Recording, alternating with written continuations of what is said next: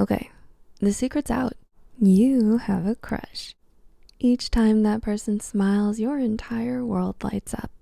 Now, you are torn between confessing your feelings to your crush or keeping it hidden. Getting rejected is simply out of the question, so we can't just ask. If you can relate, here are some nonverbal signs your crush likes you to make it easier to ask them out. The window to the soul and heart. Can you really know someone's true feelings by staring into their eyes? You may have heard the saying, the eyes are the windows to the soul before. But do you know the pupils are literally the windows to the eye? Cognitive psychologist Dr. David Ludden explained that the eyes may reveal a great deal about another person's emotional state.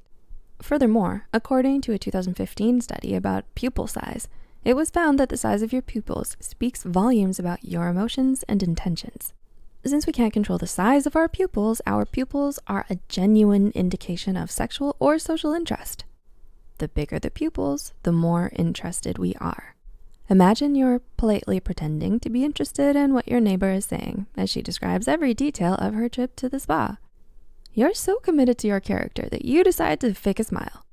Even though your mouth is smiling, your pupils will be small, giving away the fact that you couldn't be less interested.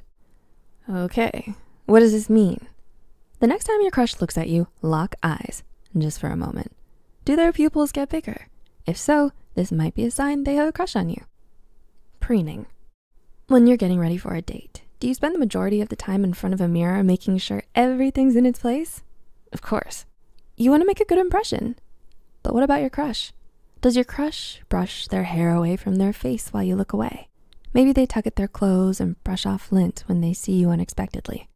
According to a study led by researcher John Daly, these patterns of behaviors oriented towards improving one's physical appearance in social environments are known as preening. Yeah, like a bird.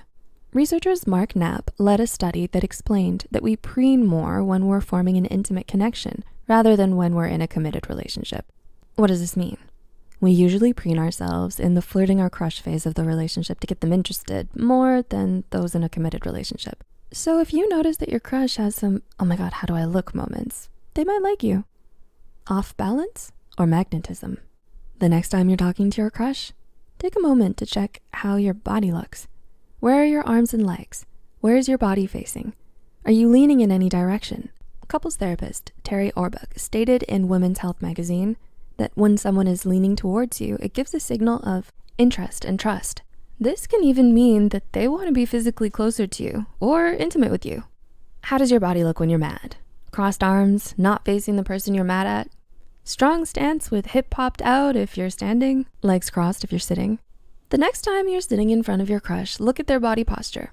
Is their body angled towards you? Is their chair positioned nearer to yours? If so, there may be a high possibility that they like you. Mirror, mirror.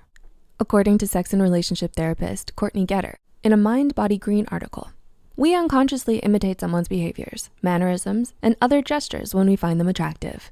This active imitation is known as mirroring. It's a nonverbal way to demonstrate empathy and affection, a signal of connecting and bonding, and that you're engaged in the conversation you're having.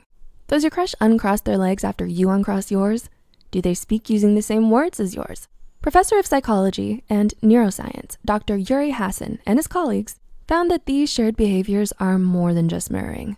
Functional MRIs were used to investigate the brain movements of listeners and speakers. They found that the listeners' brain movements react to the speakers, and the connection becomes a wireless form of cerebral bonding. So after talking with and hanging out with that special someone enough, mirroring tends to be the result.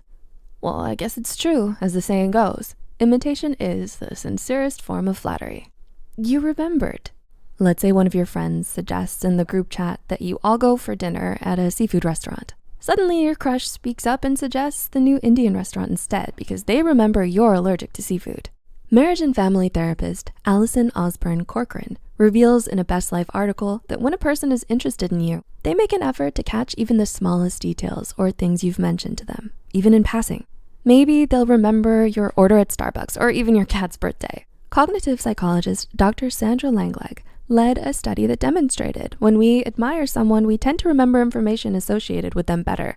For example, a person is more likely to notice and remember their beloved's favorite dish on a restaurant menu, or which pillow is your favorite to lay on.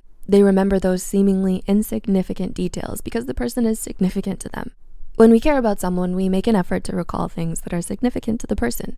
There is no surefire method to know if someone likes you unless they explicitly tell you. However, actions always speak louder than words. If they like you, they'll show you. But sometimes you have to take the first step yourself and simply ask. Life is too short to spend time second guessing, right?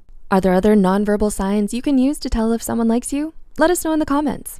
We hope these signs help you to ask your crush out. Thanks for watching, and we'll see you next time.